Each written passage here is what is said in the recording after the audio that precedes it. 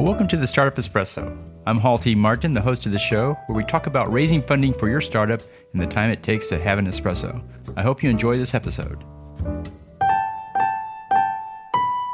Hello, this is Hall T. Martin with the Startup Funding Espresso, your daily shot at startup funding and investing. After investing into a startup, it's important for the angel investor to determine their role with the startup.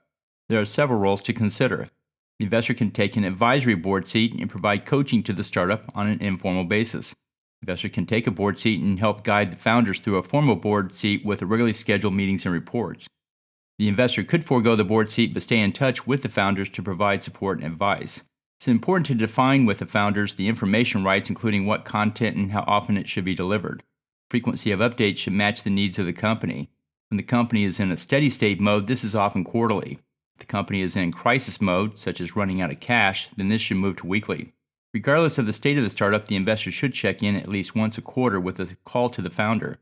Finally, the investor should track the investment in their portfolio and maintain the most recent valuations and ownership levels.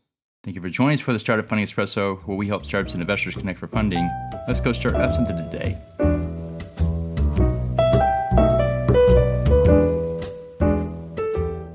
Hall T. Martin is the director of Investor Connect, which is a 501c3 nonprofit dedicated to the education of investors for early stage funding. All opinions expressed by Hall and podcast guests are solely their own opinions and do not reflect the opinion of Investor Connect. This podcast is for informational purposes only and should not be relied upon as a basis for investment decisions.